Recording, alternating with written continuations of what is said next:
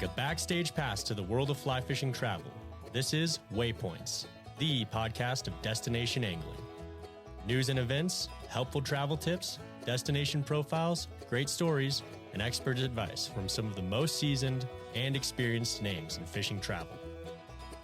Waypoints is presented by Yellow Dog Fly Fishing, the industry's #1 specialty travel company and the fly shop for the world of fly fishing. Freshwater or saltwater, international or domestic, Yellow Dog has you covered for your next fishing adventure. And now your host, author, photographer, and world traveler, Jim Klug.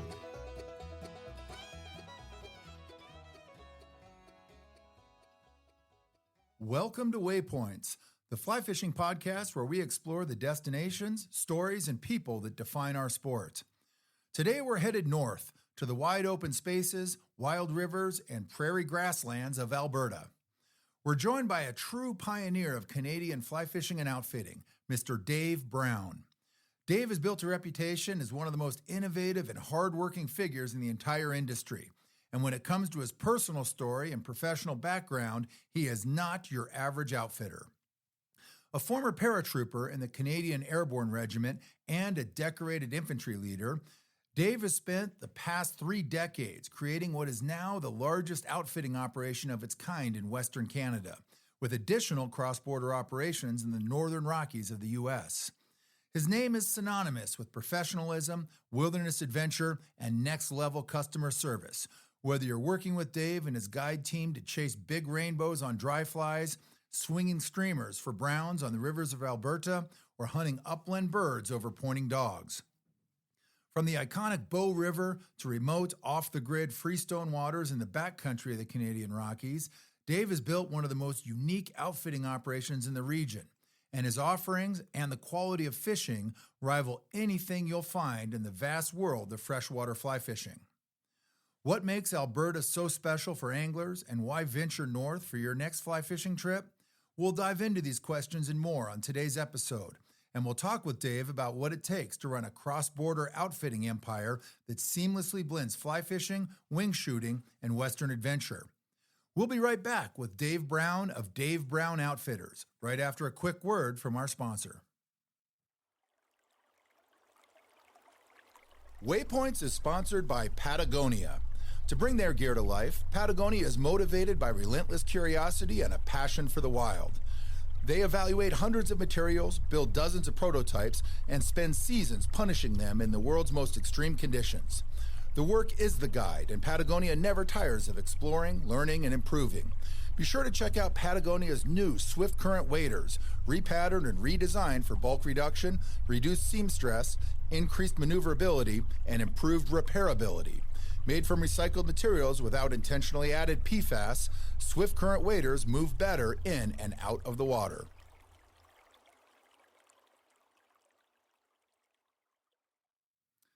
Dave Brown, welcome to Waypoints. Thanks so much for joining us today. It's great to have you here in the studio. Awesome, Jim. It's great to be here also. It's just, it's nice to see your shop and to sort of rekindle acquaintances from the past, yourself and Ian included, and seeing Doug upstairs was pretty awesome too. And, meeting some new folks. It's awesome. Well, we love to do these podcast interviews in person. We pretty much exclusively just do these kind of one-on-one interviews, and having you here and visiting us in Bozeman is great. It's a real privilege. Awesome. Thank you.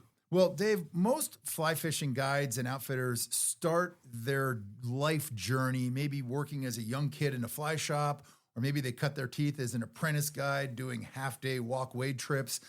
You, on the other hand, have a little different story. You started with military service that included 5 years as a paratrooper in the Canadian Airborne Regiment. You then did 3 years with Princess Patricia's Canadian Light Infantry, one of Canada's oldest and most battle-hardened regiments with a long and storied history of involvement in major global conflicts from World War I through deployments to Afghanistan. Quite a storied unit. While most fly fishing focused teens are learning to tie woolly buggers and blood knots, you were instead jumping out of perfectly good airplanes and running around with the infantry. Talk to us a little bit about your military background and your years of service in Canada's military. Okay, so it was kind of one of those things where there was always been an interest in the great outdoors. And I was fly fishing prior to joining the military. I'd been fly fishing since I was 13 years old. And I was kind of at that stage as a teenager where it was like, I don't know what I'm doing with my life, where it's going. All I want to do is go fishing, lift weights, hang out. I had issues with school. I have a few disabilities like ADD and dyslexia and everything like that. And there's this trout pond that I would go to in Southern Ontario. And one of the members there was like super cool in the fact that he could call geese without a goose call. He was a great fly fisherman. And when he was kind of trying to figure me out, like every adult male would when there's a young teenager around, like, hey, where are you going with your life and everything like that? He said, you should become a paratrooper. You should join the Army and be a paratrooper. That's the best that there is in the Canadian Army. So I'm like, okay, I'm all in.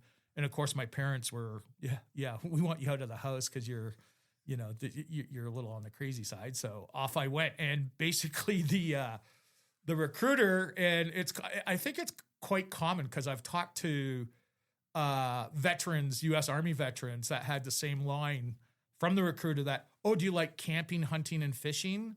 Sort of thing. Oh, didn't join the infantry. So have we got a job for you? Yeah. So, off I went and got through my basic training, did my infantry training in Wainwright, Alberta, which is just kind of for lack of a better term, a shithole. We're living in Quonset huts, and back then, your instructors they'd push you around a little bit and everything like that, and just kind of weed everybody out. And, they said, there's 40 of you here now. There'll be 20 when you graduate. And that was, our basic infantry training. And sure enough, there was 19 of us. So I went from there to to Victoria, believe it or not. There was an infantry battalion out there.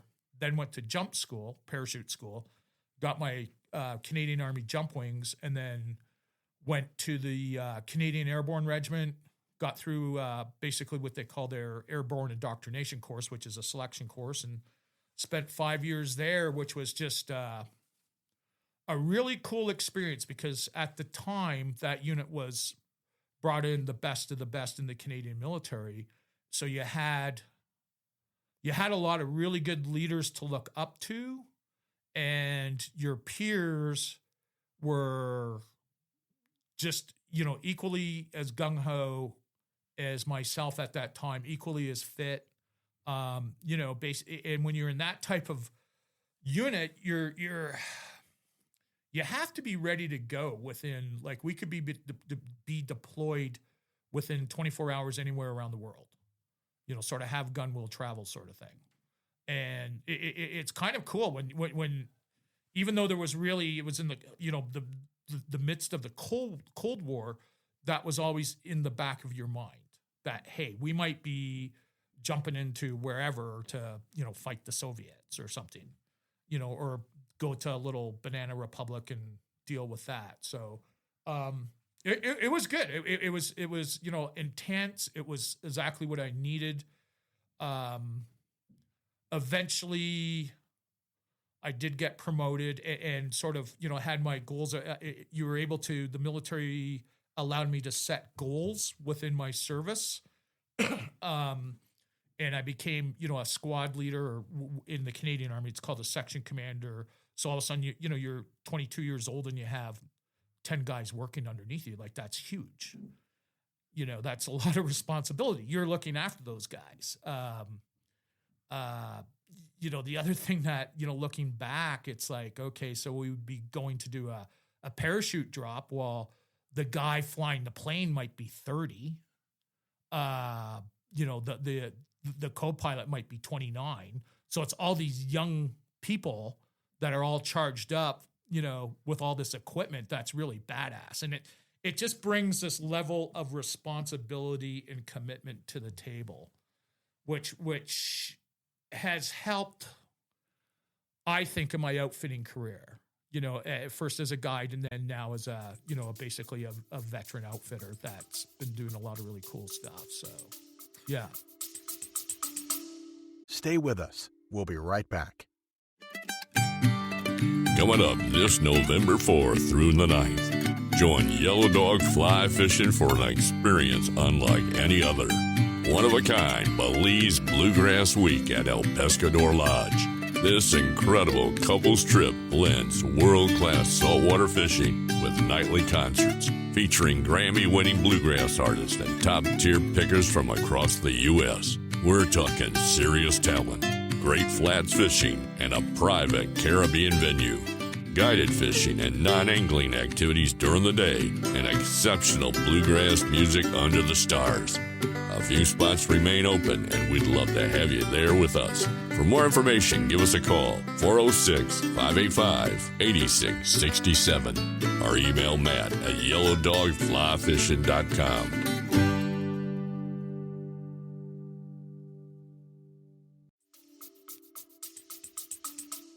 There's probably no better place for a wild, rambunctious 19, 21, 23-year-old in the world than an airborne unit with tons of fun toys, like you said, high-speed shit going on all the time. And it's a great proving ground. It really is. And the life lessons you take away from that are absolutely amazing and obviously applicable to everything that comes later in life. Yeah. You know, for me and for a lot of the people that were in there that go that route, it just sorts them out. You know, all of a sudden you learn how to be responsible for everything that you're touching, plus the people around you. You know, it was just a great learning curve. Obviously, I wasn't doing well in school. I eventually got my, GED, but the military, I was on different leadership courses, weapons courses, jump master. I went to jump master school. I trained a lot down here in the U.S. with the 82nd Airborne and U.S. Army Special Forces. We did it, we're forever, training. So it was really good. And I think that, one of the highlights of when I went into the parachute regiment, Canadian Airborne Regiment, was when I did my airborne indoctrination course. I actually was the top candidate. And I called my mother up and said, I'll kick it back to my high school years where I was just kind of getting by. And I go, guess what, Mom? I'm the top candidate out of 100 guys. And she's there, oh, that's wonderful, David. And I'm there, yeah. I telling her, oh yeah, we did all these sack marches and all these, dealing with handling weapons and everything like that. And I'm there we did a lot of unarmed combat, and I learned how to, I can strangle a guy in 2.2 seconds using a Japanese chokehold. And there was silence on the phone. And then my mom, bless her heart, goes, that's wonderful, David. We're very proud of you. Yeah. So it was pretty cool. I'm glad I did it. I'm glad I did the served my country, served the world. And I'm glad I got out because it beats you up. Oh, yeah. It's a rough back, game. Yeah. My back is, I'm not going to call it toast, but it hurts. And that's from probably jumping out with 120 pounds of gear and, Yeah. But that's what happens when you jump out of perfectly good airplanes for fun. No doubt. Yeah. No doubt. Well, Dave, you leave the military after experiencing a fair amount of high-speed shit, great training, and, of course, being the adrenaline junkie that you've now become, you, of course, are drawn back to the quiet sport of fly fishing. I mean, 100%. what a difference, right? Yeah. Well, we work in an industry that is largely full of kind of shaggy, laid-back trout bums and people who have worked hard to craft a career path that specifically avoids boardrooms, city commutes, and cubicles. Pretty common theme in fly fishing. Very easy to understand how these types of people find their way to fly fishing. But you're someone who found their way to a career in fishing after years in the military. And it's not unheard of in this industry, but it's also not that common to go from that high-speed world of fast-paced, especially an airborne unit, light infantry training, to go into fly fishing. But as you said a few minutes ago, you had already found your way to the sport as a young man. You knew you loved it. You went off, you got the structure and training and all the years that the military gave you, and then you come back to fly fishing and say, this is going to be my career. Is that how it kind of transpired? Pretty much. What happened was, so during during my service, I still fly fished. Not very good, but I still got by.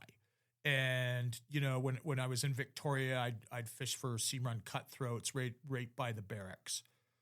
Then when I went to Petawawa, Ontario, which is 2 hours north and west of Ottawa on the Ottawa River, it was like classic because it's just like Ontario bushland. Like it's remote, really good bass fishing, some trout fishing, like brook trout fishing and whatnot. So that I kept it going, but it was hard to like fully engage and go OCD on fly fishing. And then what happened was an article came out about the Bow River in Alberta. And it was time for me to leave because of my rank and everything like that. And they said, well, where do you want to go to? You could go to Germany, back to Victoria, or to Calgary, Alberta. And that article in Fly Fisherman magazine came out. And I'm like, I'm going there because of the Bow River. And basically I got out to Calgary and, you know, fished the Bow whenever I could. And and then I got out, worked as a cable TV installer, and really didn't like working for corporate Canada, if you will. And at that time, my fly fishing mentor from back east, from Hamilton, Ontario, called me up. He goes, hey, my buddy is moving out to Calgary. He's retired and he's thinking about opening up a fly shop. And I'm there, well, that's great. I want to meet him. And so I got involved that way as sort of the main shop rat. And we opened up a fly shop in Calgary, and I ran the outfitting, you know, on top of the fly shop, you know, just the general dealings of the fly shop sort of thing. And that's kind of how it all got going. Just that big, I guess, instead of 1 foot into the industry, 2 feet into the industry. So that's how I know Doug McKnight. It was like, we go back that far. It's just, you know.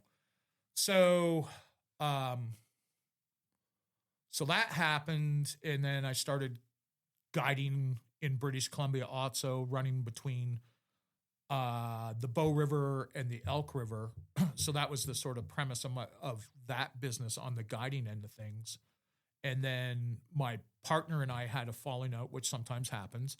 And I thought I better get a regular job and started selling cars. But people kept calling me saying, hey, we want to go fishing with you. So I'd take summers off. And eventually, long story short, my business, it got to the point where my business was large enough that I could sustain myself throughout the season. I didn't have to, you know, have a regular job in the off season or anything like that. So I've been very fortunate, very, very, very fortunate. But I've also worked really, really hard to get to where I'm at.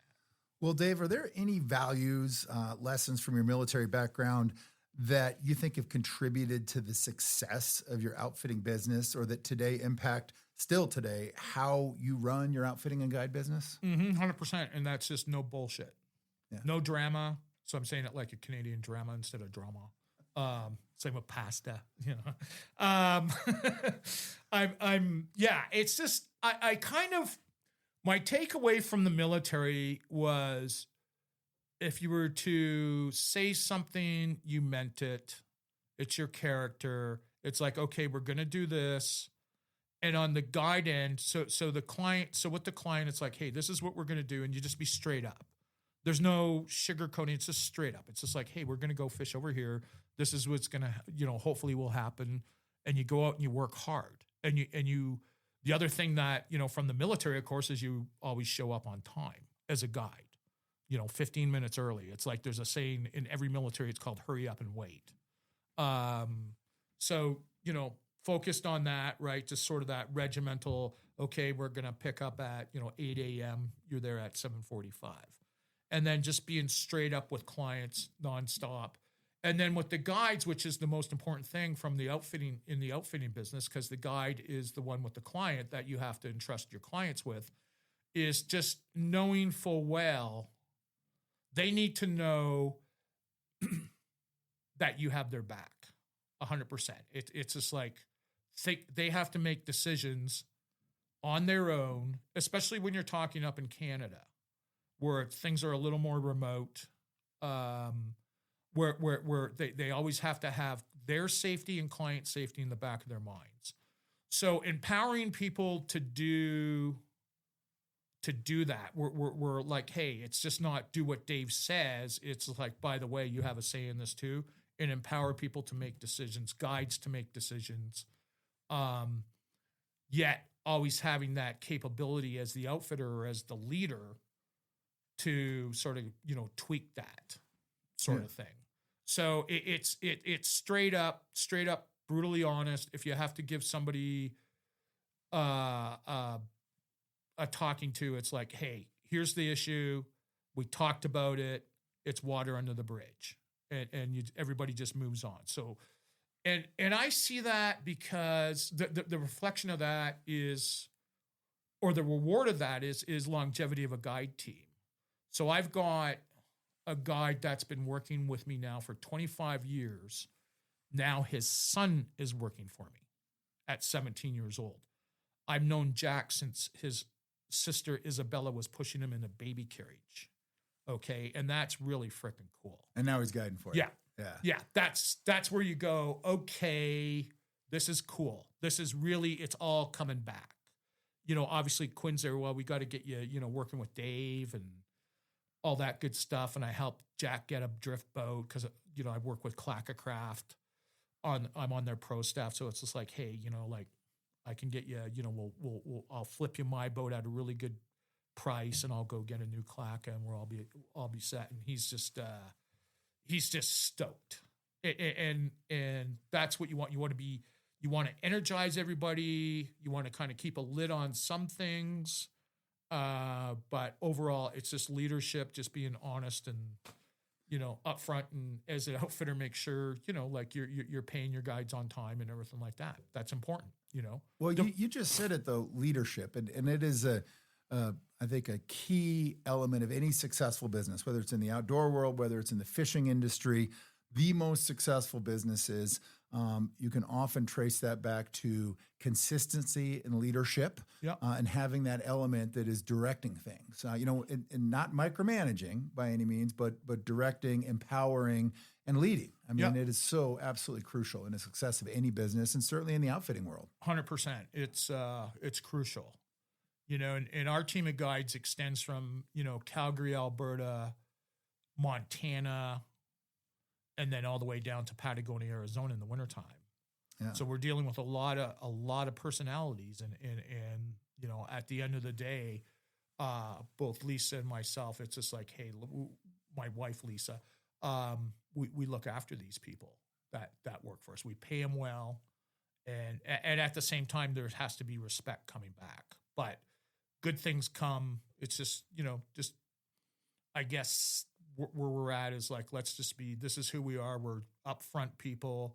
Let's just kind of keep up front with everybody. There's no little micromanagement games, as you stated. And it's just all straight up, 100% straight up. As you said, no drama. No drama. I love it. Well, let's go back for a minute to those early days of working in that fly shop in Calgary. You're just gotten out of the military.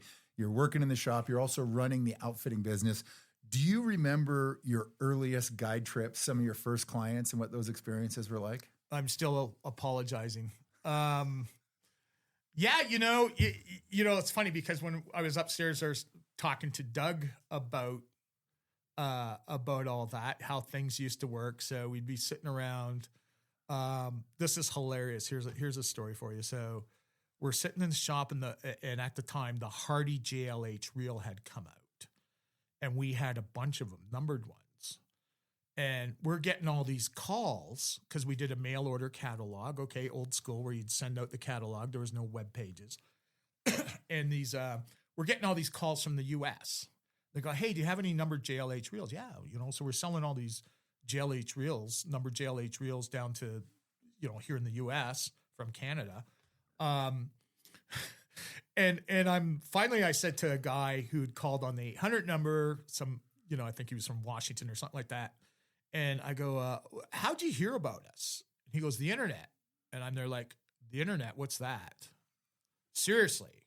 And then, how the bookings used to work, the phone would ring. It'd be somebody asking about, they saw your ad in Flyfishing magazine. It's like, hey, can you send me a brochure? Sure. Mail them a brochure. 2 weeks later, they'd call or send a letter, right? Saying, oh, I'd like to book these days. And you'd respond. And then, 2 weeks later, a deposit check would show up. Now it's like, oh my God. Like, we have on our website, an online booking. It happens. It's just like, bam. Yeah. It's Money's crazy. Venmo, Yeah, deposits are in yeah. one day. It's all there. Yeah. It's really neat to see where it's gone. And you have to, as kind of an older, I hate to use that word older, but as a experienced outfitter, you have to embrace that. You have to get on that. And if you can't do it, get a 12-year-old too, because, they're all over it. So we've got, and I'm just joking there, we have, an assistant that's working for us that she's all over the tech stuff, and it's great. And it's like, okay, can you, help me start my iPhone now? So, no, it's amazing just where it's gone. And, it's just such a cool industry too. It is. And, from those early days, Dave, fast forward to today, and your company, Dave Brown Outfitters, has what I would describe as an incredibly diverse program when it comes to your offerings and your areas of operation. Talk to us a little bit about what I guess you would describe as kind of the multi-river Western Canada lineup, as far as what you guys offer up there. Okay, so, the big draw to Alberta is the Bow River. It's, for lack of a better term, legendary Bow River. That's been sort of the bread and butter of the fishing up there. That's kind of your flagship offering. Yeah, so, yeah. But from there to especially when you go south of Calgary, there's some really cool water also down there, rivers that range from anything from prairie, slow-moving prairie tailwaters out in the middle of nowhere to alpine cutthroat streams, and all within an hour's drive. So it's diverse. It's like anglers can go, fish for 4 species of trout, fish dry flies to cutties, and go, if they have to, throw streamers to big brown trout, or whatever, hoppers to big brown trout, streamers if they're not eating hoppers. It's a pretty amazing area, and it's just so east slope. It just goes mountains to prairies. It's probably one of the most beautiful regions. It's like straight up Glacier National Park on the east side, where it just goes mountains, prairies, boom, dramatic, stunningly beautiful. And, just because of that, the ecosystem, the wildlife, everything is so diverse. So subsequently, so is the fishing. A lot of heavy on the walk and wades through that area.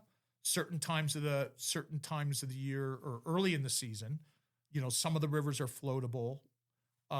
Then they obviously drop and they become walk and wade rivers and whatnot. But for people that are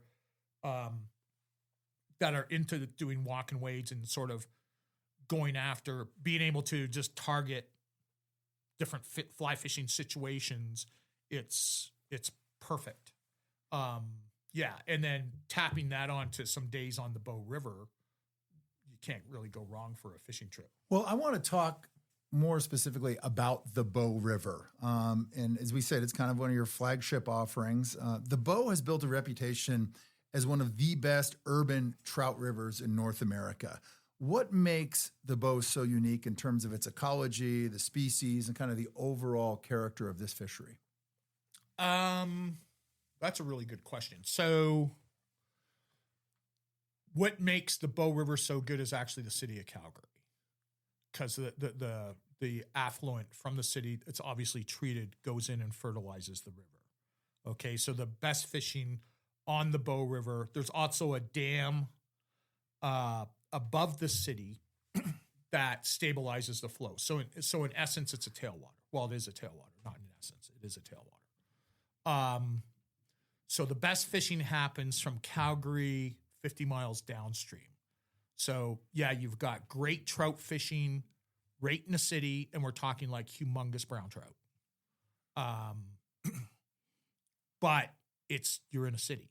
But you can go downstream of the city and there's nothing. It's, ranch lands. You're in this really gorgeous river valley, ranch lands, farm country, everything like that. And you get that sort of outside experience. It doesn't, when you compare it to, say, the Missouri River, which is truly one of my faves, and it doesn't have the population density. It's not, 5,000 trout per mile. It's probably more like 2,000 to 2,500 trout per mile. But the average size of those fish is definitely bigger than on a lot of rivers in Montana or whatnot. So it's kind of known as a big fish river at the end of the day. I would describe the Bow from a fishing perspective. It's kind of a meat and potatoes river in the sense that you're throwing a lot of streamers. Nymphing obviously works anywhere, but if you really want to get cranked on big fish, throwing streamers, hoppers, everything like that, you got to be able to do that. It's so it demands a lot of the angler of anglers that want to target big fish to be able to go from throwing streamers to picking up a 5-weight and casting to a rising 20-inch brown trout or 24-inch brown trout or whatever with a size 16 caddis to back to streamers or maybe throwing a hopper dropper rig or whatever. So you really tend to mix it up a lot on that river, which I like because it kind of keeps you thinking. It's definitely a hard river to guide on because it can be moody like any river, but the Bow especially, it can be challenging. So, guides have to be forever switching up and thinking outside the box, but the rewards for the angler is like incredible. Like we're getting fish that are, oh, that's my personal best brown trout. It's like, well, yeah, great. But really it's, we see those 2-footers all the time. And is it primarily browns and rainbows? Browns and rainbows. Okay. Yeah. Yeah. Yeah. And the fact that it's right in the city, that it's an urban fishery that is still so good. Yeah. That's a rare thing these days. Yeah. It says a lot about the water quality. With that too, it's a very easy and accessible river to get at. So, my pitch to people, it's like, okay, so you live in Dallas or Denver or LA or wherever, Chicago, and you want a quick trout fix. It's like, this is a direct flight right into Calgary. You don't even need a rental car. Uber it to the hotel. We'll come pick you up in the morning, take you out downstream of the city, or, if you want to fish in the city, great too. Then I think Calgary, it's the explanation I have of Calgary, or the description, sorry, is 1.2 million people surrounded by nothing. And, so easy, by far some of the best restaurants. I think Calgary has more restaurants per capita than any other major city in the U.S. or in North America, sorry. So a great food scene. It's just it's a neat town. It's young, it's vibrant. Again, easy to get to, and you can get that. It's a gorgeous river, both in and below Calgary. So even though you're fishing, or if you want to fish in that urban setting, right in the city, literally right downtown, it's the water is really cool, and like the way the river bounces, just it's just very sexy, very trouty looking type stuff, and full of big fish. Yeah. And you were talking about the different sections. I mean, when you go from the urban setting in the city just to downstream to 50 miles downstream, I mean, it's probably like fishing different rivers altogether. I mean, just as far as the experience and the surroundings. Talk a little bit about that. So is the city is the river, like all rivers, as they flow downstream, the gradient changes. So the stretches closer to the city or in the city have more bounce, if you will. And then as you get further down, it kind of slows down to these big sort of flats, slow moving flats and steeper cliffs. It's pretty cool. On one side of the, you're out on the prairies too, which is kind of neat. But when you drop into that river valley, the east side of the river is, all grass, short grass prairie. And the north side of the river is, lodgepole pine and stuff like that. So it's really scenic. There's a buffalo jump that you float by on one of the floats. It's just, it seems believe it or not, there's more brown trout further up towards the city and in the city than lower down, which tends to be, it looks like the rainbows sort of are more dominant there. It's just kind of a cool river. It's well worth fishing for sure. Well, for someone planning their first trip to the Bow, let's say they're listening to this podcast, they're like, man, it sounds easy to get there. I can fly right into Calgary. I'm going to go. What advice would you give regarding timing, the ideal length of trip, and kind of choosing which section that they might want to fish? Okay. So like the best time frame, so May can be decent, but it can get cold up there like it can here in Bozeman. Unexpected snow and whatnot. So you're always dealing with that. But for primo, July, August, September, early October, that early season coincides with, the river dropping, and there's usually a really good golden stonefly hatch then. So throwing a lot of foam flies, South Fork stones and stuff like that, to big fish, hoping and praying a big one comes up and eats it, which happens. And the streamer fishing can be really good then also.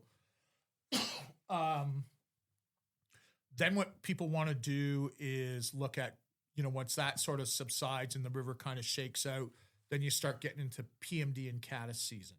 So that first little bit of July, and the fish are still going to come up and eat foam because they're looking for those big stones. Stone flies, yeah. Streamer fishing still good. Of course, nymph fishing, if you want to do that, like that's good all the time. August, you start getting into hopper and trico season.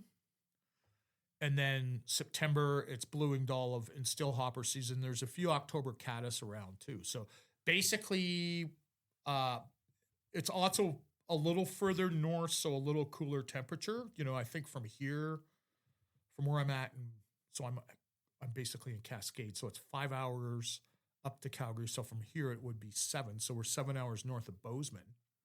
So there's cooler temps as you go further north. So it's kind of a good, when everything else can be hot elsewhere, water temperature wise, chances are it's going to be a little cooler up there. So, yeah. Yeah. Well, the legendary Bow River for sure. And then you talked about other rivers, other fisheries you had in the southern part of Alberta. Yeah. So, south of Calgary, 2 hours south, you get into the Crow's Nest Pass area. And all around there is some really good walk and wade fishing opportunities. There's a floatable river called the Old Man River, which is really good also.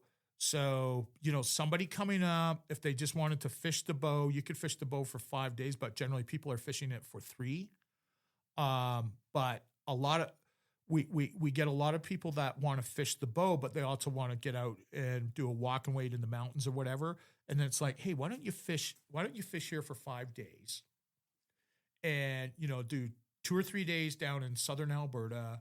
You're up in the mountains or out on the prairies. You're just kind of out there, and then back up to Calgary and fish the Bow on your way out.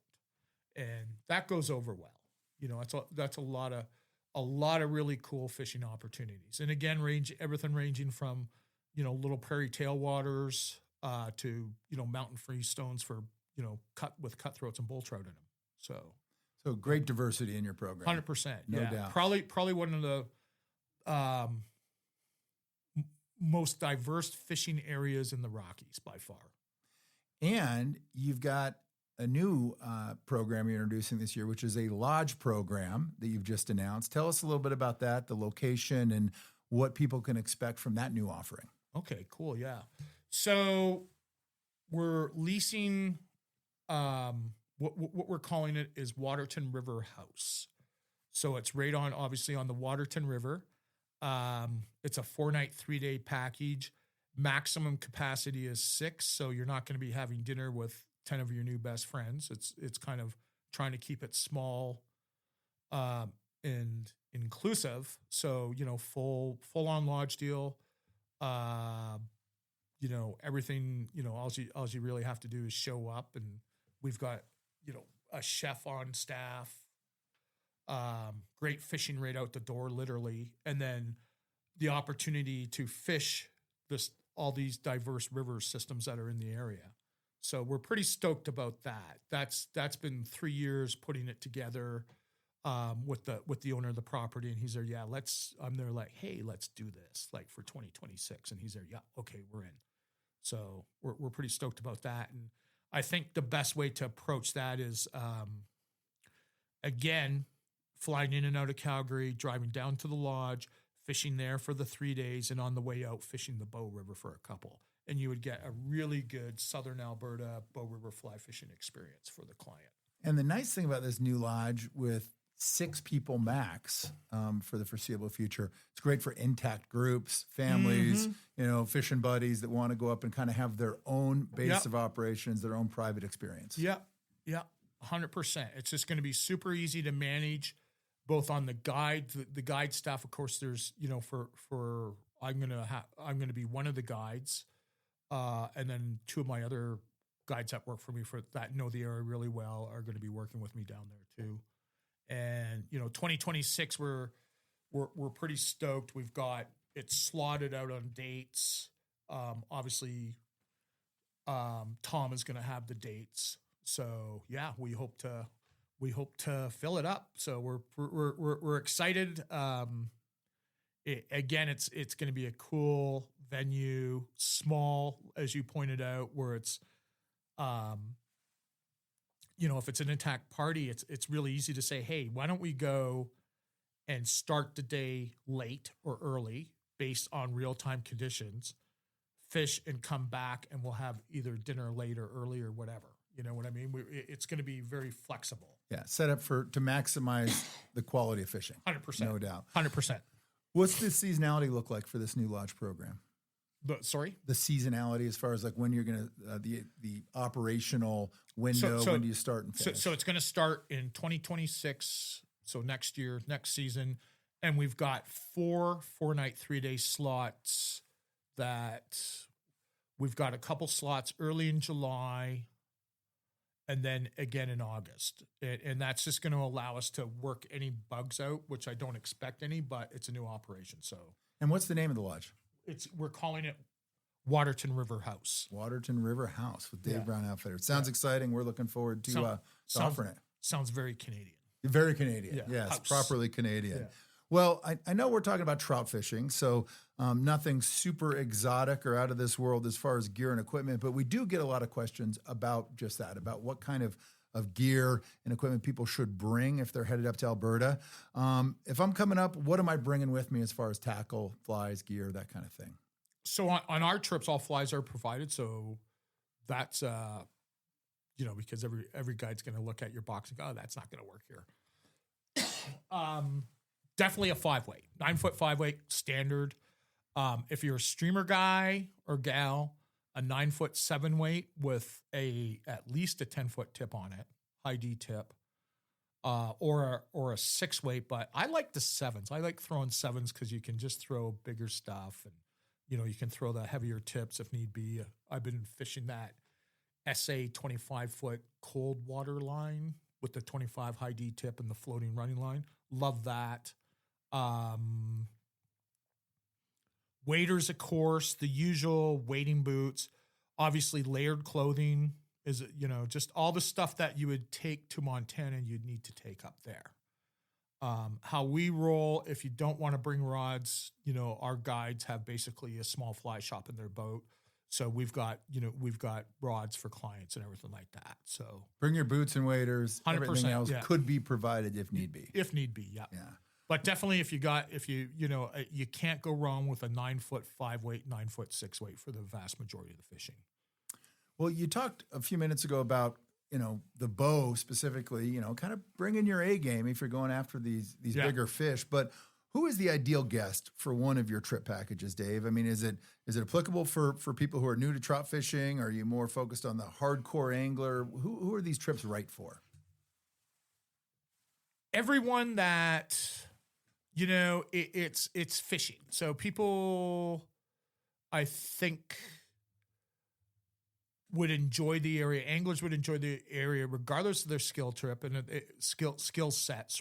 And coming with an open mind about learning and just communicating that to the guide rather than just go, hey man, I want to catch every fish in the river. How about, hey, you know what? Can you show me how to streamer fish? I really, I listened to, Dave talk about streamer fishing on the Bow River or whatever, and I really want to get in on that. Or I want to learn how to fish hoppers and kind of coming with that. And this is a conversation I have with guides, other outfitters, you name it. Whether it's hunting, like bird hunting or fly fishing, the people that have the best trips are the ones, not so much, it's not about their skill level, it's about their attitude, and come in with that open mind and chilled attitude.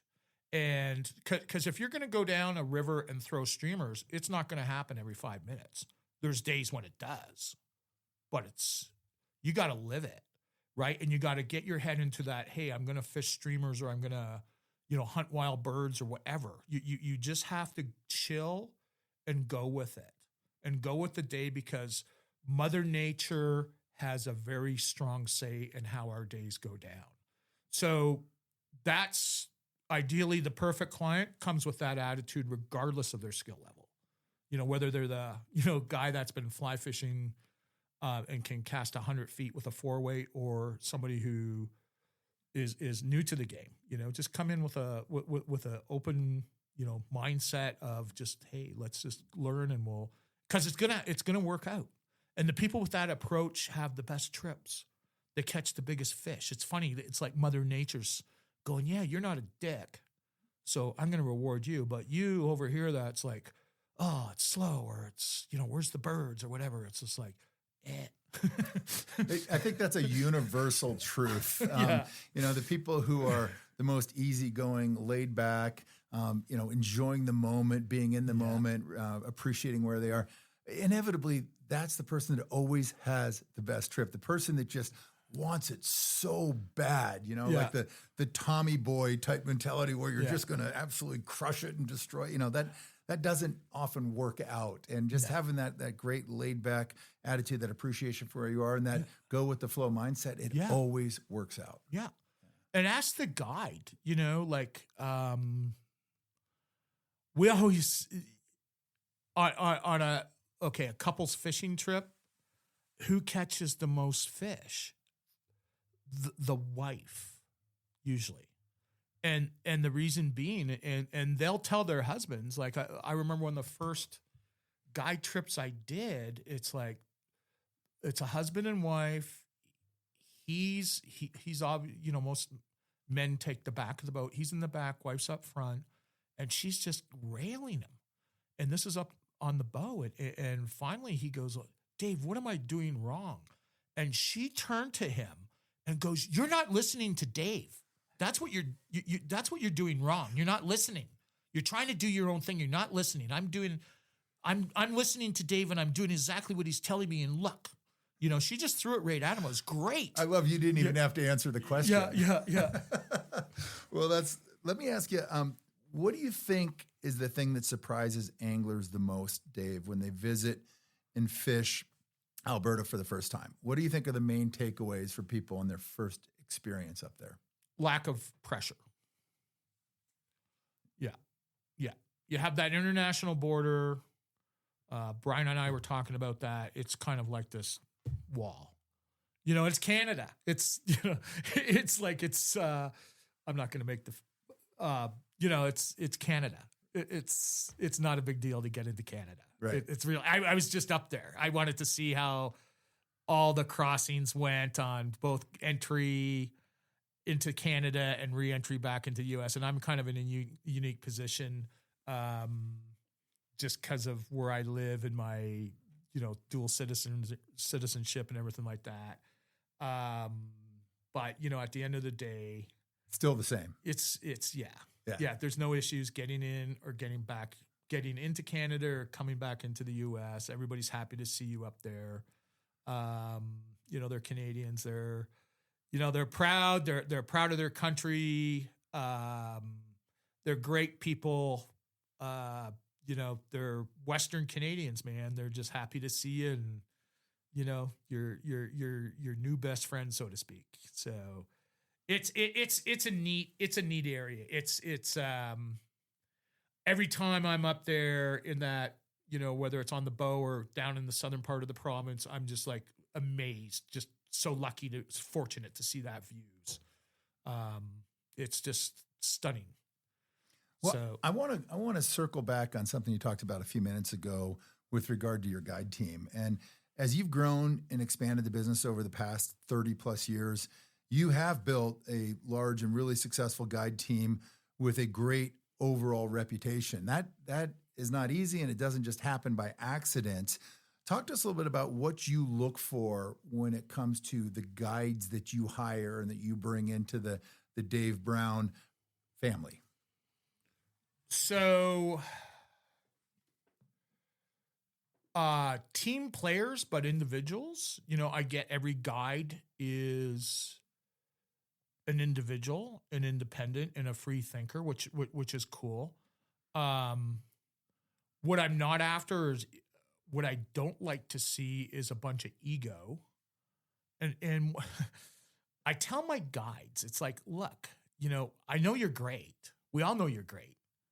You don't have to tell us you're great. Let your mom tell you or tell everybody else how great you are, because your mom has your ego. Just be humble and thankful that you're out here.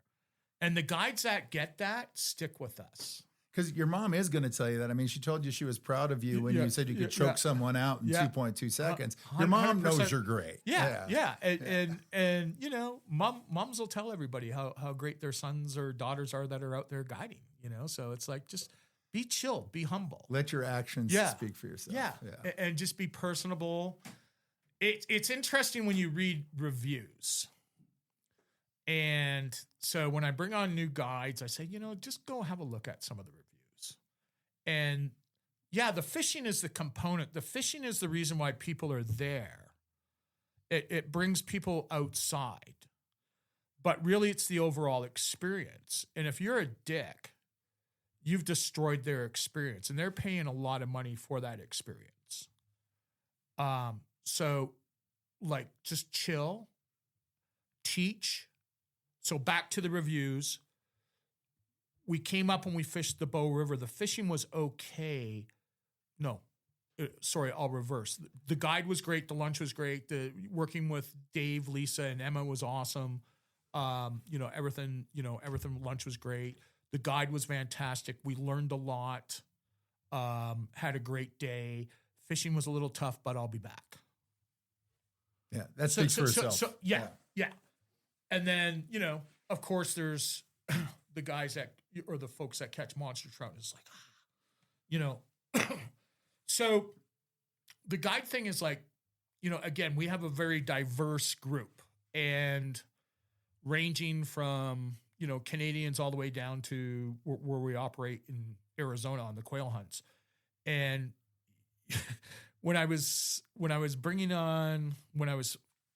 most recent expansion would have been my Arizona quail hunts. And I had 3 Border Patrol agents approach me about working. So two were getting ready to retire. One was still active. And they go, well, they had dogs. They go, well, how do we do this? And it's like, well, you guys know the area better than anybody. You're out there all the time. You've been, working as, federal law enforcement, as Border Patrol agents. You have good dogs. You know how to hunt. And on those tough days, tell your Border Patrol stories.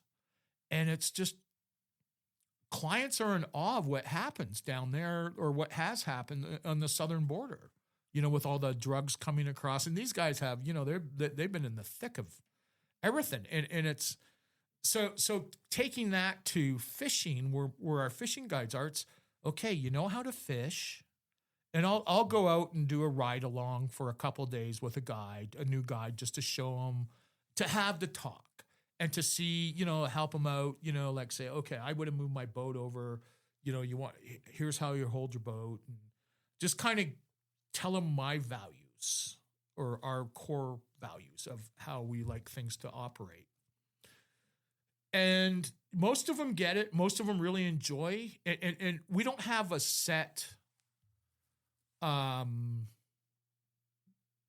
personality for our guides. We have we have a couple female guides that work for us up in Calgary. Just right across the board, just different personalities.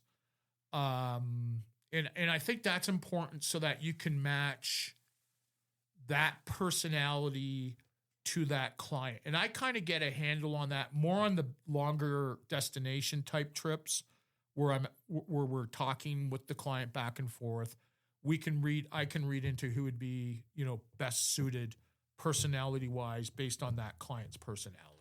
Because there's an art to that as an outfitter and someone who's been doing it for as long as you have. And that art is matching clients with the right guides on the right waters.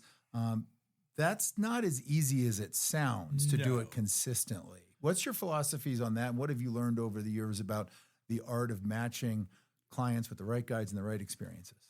Have good guides to begin with, and just picking up in that conversation with the client, just picking up their personality. Like, are they, gung-ho? Then you put them out with a super gung-ho guide. Are they chilled? Then, a more chilled out guide.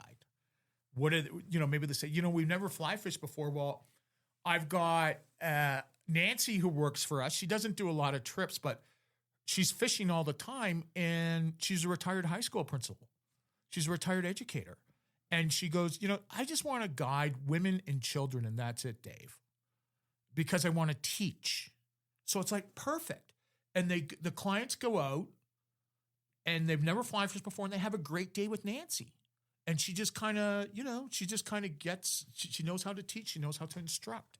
And she because that's what she wants to do, she's stoked about it in that, the clients feed off her energy, that she's her passion about it all, So hopefully she's creating new fly fisher people, So it's kind of cool. Yeah.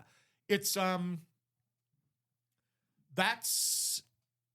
it's being able to read people, and just going, okay, you're going to go with so-and-so. And of course I step in, I've got, clients that I fish that I've, can put up with me now, and I can put up with them, just kind of, we become friends and whatnot. But it's just, just trying to feel everybody out, and also being ready to switch if you have to, if things aren't shaken out or whatever, for whatever reason, it's just like, the customer's always right. So we're going to switch your guide out. But,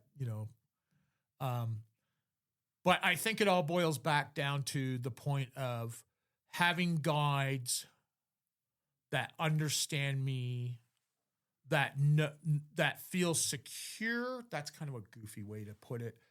Feel comfortable in dealing with us or working with us, that where we have a relationship that they know full well we're entrusting these clients with you to look after them, or safety is number one, having fun, catching fish. Those are sort of the priorities.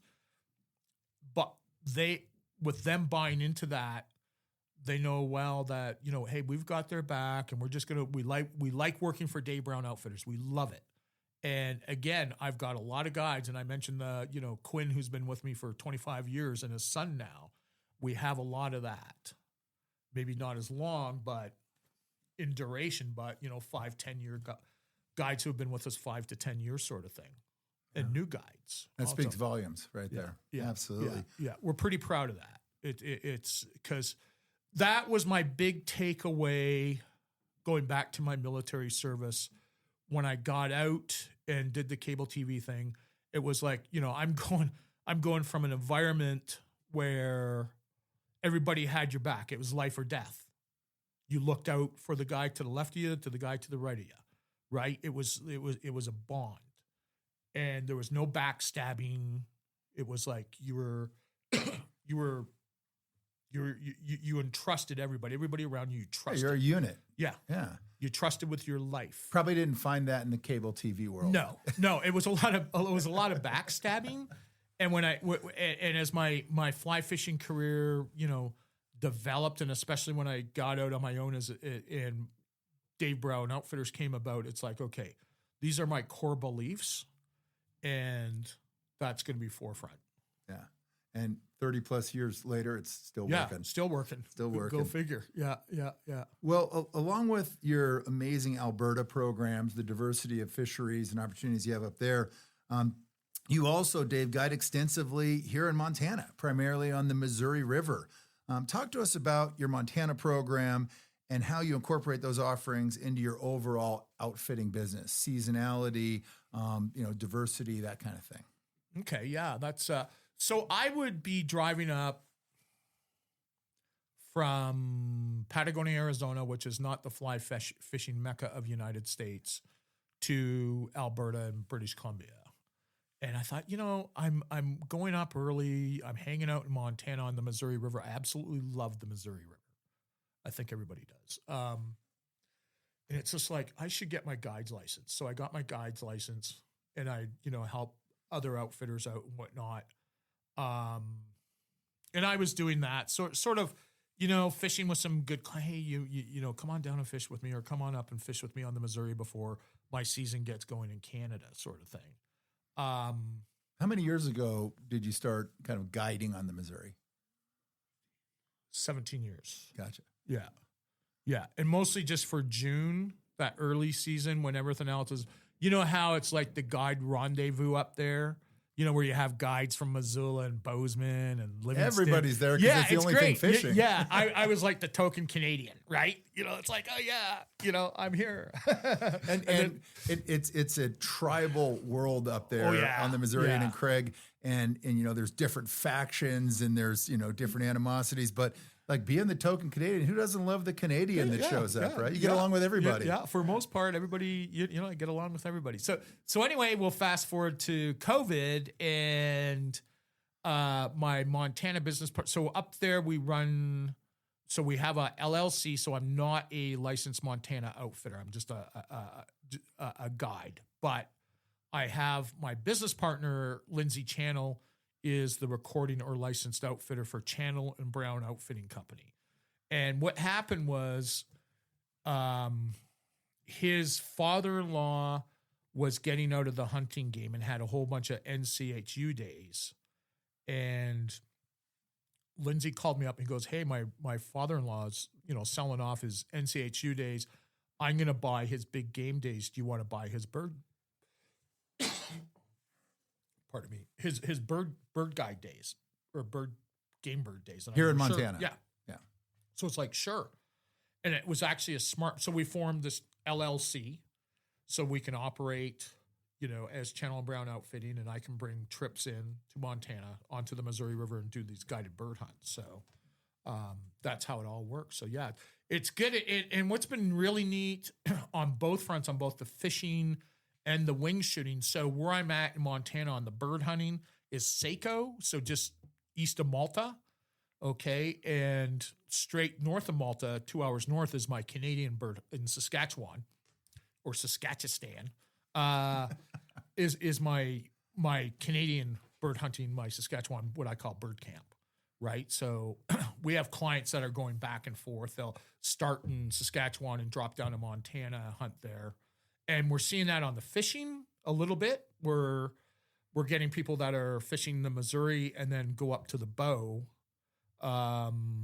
which is really cool because, like, really, I'm being I fished a lot of rivers in the West, and pretty particular about what I want. And to me, those two bring it. You have the techie, Spring Creeky, dry fly game like you do on the Missouri River, great hopper fishing in the summertime. And the bow, it's just, it's the bow. It's kind of more, like I said earlier, it's more rough and tumble, a little more streamer fishing. In my mind, they're the two best rivers in North America for for brown and rainbow trout for sure. So we're working in on tying those in better than what I've been doing in the past. It's just like, I'm preaching to the choir. You know, it's like when you get a lot of things going on and you're going down all these different rabbit holes, Jim. It's like, oh my God, Yeah. So, yeah. What's the hardest part, Dave, of running a cross-border operation? Having your Alberta operations, outfitting, both fishing and bird hunting, guiding in Montana as well. What are the challenges of those cross-border operations? Drive time some days. Really, it's pretty simple because so on the legality side, when we're operating in Canada, it's under Dave Brown Outfitters Limited. So, there's Dave Brown Outfitters Limited, which is the Canadian company, and there's Dave Brown Outfitters LLC, which is the U.S. company. So the relationship is that the LLC, the U.S. company, is the parent to the Canadian company, if that makes sense. And then really it's just, I've always liked, I jokingly said drive time because from where I'm at in Montana, it's 5 hours up to Calgary. I enjoy that drive. That really it's easy because, it's just booking. It's like, okay, like somebody will say, well, where's the best fishing? Well, why don't you do this, this, and this? If you want to do the Missouri River and you could kind of whip up into southern Alberta, we've done that before where people have come into Great Falls, fished the Missouri for a couple days, and then gone into southern Alberta, which is a 3-hour drive, fish there for 3 days, and then drive back down and fly out of Great Falls. Is pretty easy, and same holds true if they were to look at doing the Missouri River and the Bow River. So on my end, the hardest thing really, Jim, is just some days is just the drive, a 5-hour drive. But as I said, it gives me a chance to be on the phone and make phone calls and just kind of chill out a bit behind the windshield. And it's not a hard place to be. It's a beautiful place. It's a little different than being, commuting for, 5 hours in LA traffic or something. 100%. Yeah. It's a nice, easy drive, and I guess the hardest part after that coming back into the U.S. is stopping at duty-free and buying a whole bunch of cheap booze. Yeah. Well, along with obviously your decades of fishing, both in Alberta and Montana, you've got a really expansive upland bird program as well in Patagonia, Arizona. You have operations here in Montana, up in Saskatchewan. How do fishing and wing shooting complement each other in your operation, Dave? So it's amazing the amount of people that fly fish and bird hunt. Huge crossover. Huge. And I first saw that. So I hunted a little bit growing up in Southern Ontario, but, really wasn't into the game. And when I got out of the military in Calgary, I call myself a born again bird hunter. So long story short, a friend of mine took me to a pheasant preserve north of Calgary. I shot a bird over I think he had a wire hair, and thought, I'm all in. And I just, just go down, just go big or go home sort of thing. So one bird dog later, and he was a great little Brittany. He would ride in the boat and kiss fish and or lick them. Like it was just hilarious. And clients would go, well, what's the bird hunting like over here, around here? I go, well, you want to go tomorrow? We can. So we'd go over and we go hunt huns in southern Alberta. And people started booking bird hunting trips. So one dog led to 2 dogs, actually, and led to 3 dogs. So now we're up to, at any given time, 17 bird dogs like that are ready to go. So I'm seeing just a lot of people that, back to your question, sorry, I kind of got derailed, that just like, I think, Jim, it's the zen of it all, right? It's like, what's more cooler? Catching a fish on a dry fly, you see that fish like on, a spring creek or a river like the Missouri where there's fish going and you just kind of line it all up, bing, or going up and covering that point, with an English pointer or whatever, just sticking them, it's just so, it's like this, I think it's just seconds of just like, wow, that's the coolest thing in the world right And so I think both fly fishermen and bird hunters, like why there's so much crossovers, that it's people that are just into that Zen thing, that moment where it just everything just freezes for, you don't have enough of that in your life and you just want more and more and more of it. It's so our bird hunting took off. And where I'm at now is, it kind of sucks in the sense that I don't get to fish in the fall personally as much as I used to, because I'm busy guiding bird hunts and running that. But it's such a great time to do both fly fish and bird hunt, and we're getting people that are doing that, where they'll fly into Calgary and fish for a few days, or fly into Great Falls and fish to Missouri and then come out and see us in Saco, Montana. And on my end, it's running those crews, making sure everything goes smooth. We do a lot of waterfowl hunting up in Saskatchewan, which is just epically world class. It's just tying in. I think it's these sports bring people outside, and these two sports take people to places that they'll, for whatever reason, they'll never go there, but they go there just because of that sport. Whether it's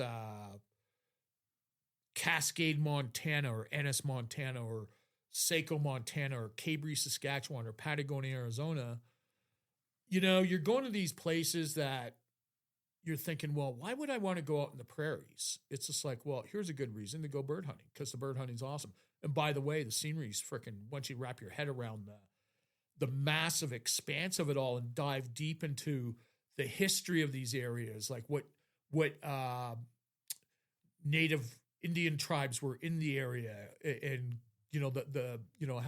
getting into the fact that the buffalo just used to roam across, and Lewis and Clark were all up through there, and it's just so cool. The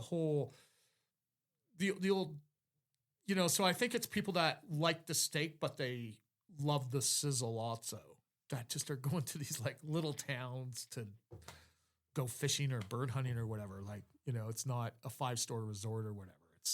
It's not manufactured. It's just double down coolness, Double down coolness. I like that term. Yeah. That's a good one. Well, let me wrap things up by asking you a couple more questions, Dave. First, for someone thinking about booking a trip north with Dave Brown Outfitters, whether it's, the Missouri program up in Canada, the world famous bow in an urban situation, or maybe some of the more unknown kind of remote southern Alberta fisheries, they're thinking about that, or saying, well, maybe I'll just, stay in Colorado and I'll fish in Colorado. What would you say to convince them to try Dave Brown Outfitters and some of the offerings that you have? Well, you're definitely not going to see as many people in Alberta and Montana as you would in Colorado. Like, I don't know, the last time I fished in Colorado was a zoo. Getting away, seeing some new country. Really, if you do a 12-hour, not to go off track, but if you do a 12-hour radius circle around Bozeman, Montana, you have the best trout fishing in the world. By far. It's busier than, say, Patagonia, Argentina, obviously. But the trout fishing, there's something in this area for everyone. Whether you're a big fish fanatic, a streamer guy, a Spring Creek guy that only wants to, or gal that only wants to fish to rising fish, it's here in this area. And with our area up north, again, like I mentioned, the diversity of it all. What you can bounce around to, not just the Bow River, but the stuff in the southern end of the province is just like mind-blowing. The Missouri River has its own,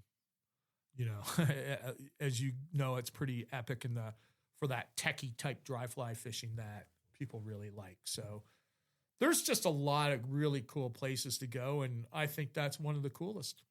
Well, and so many people really get fixated on the U.S. West, and I think for good reason. I mean, there's 100%. So much out here, but just a little bit further north, visiting you in Alberta and checking out some territory, some waters, some opportunities you otherwise may never have thought of or even have been on your radar.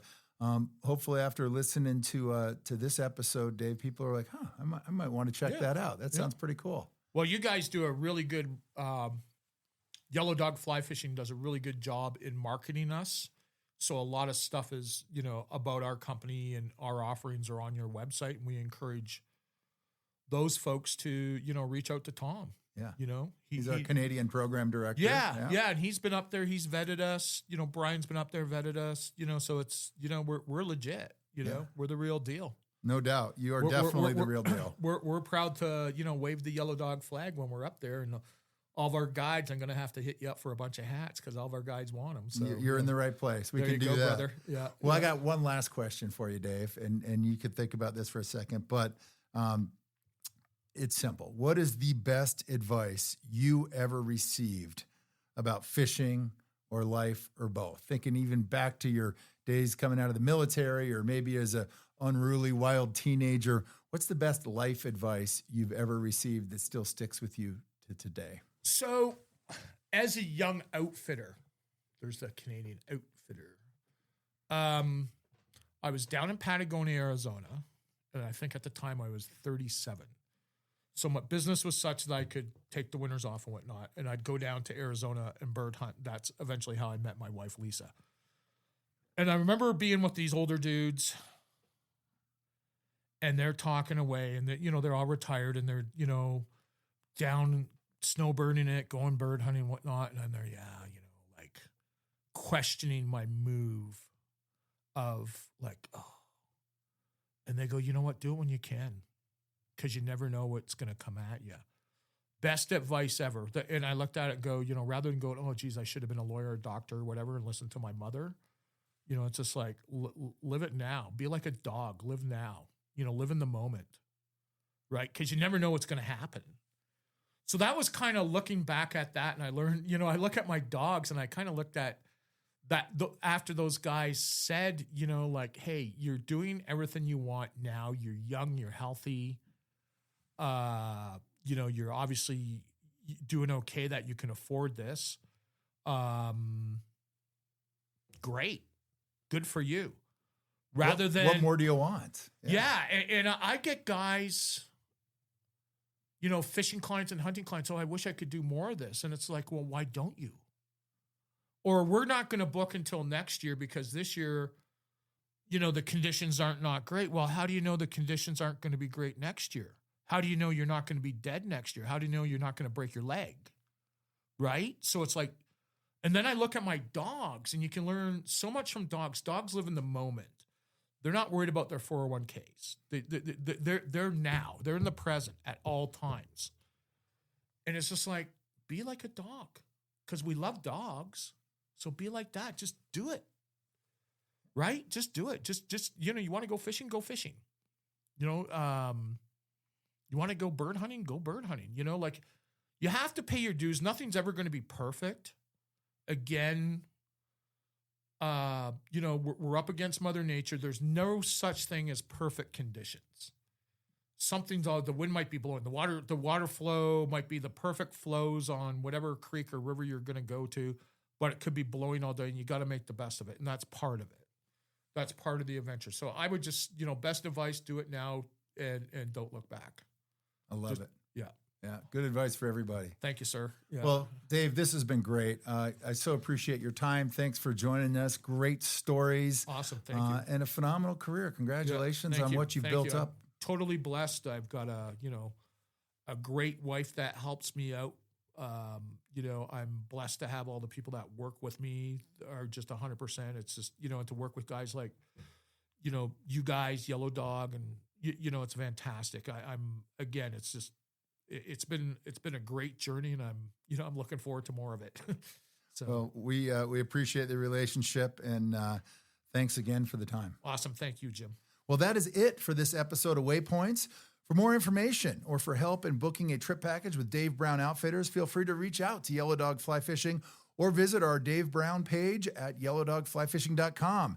You can also use the site to plan and research trips, source gear, equipment, and flies for your next adventure, learn about upcoming podcast episodes, and stay up to date and dialed in on the latest news in fly fishing, travel, and adventure. Join us for our next episode, and remember, get out there, fish hard, and explore the world. As Dave said, there is no time like the present, because in the end, no one ever regretted a life of adventure.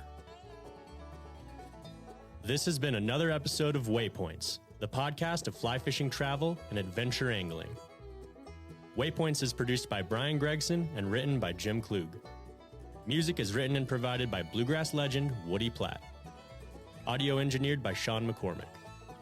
Visit yellowdogflyfishing.com for more location profiles, destination information, travel news, and the industry's best selection of flies and equipment for destination angling.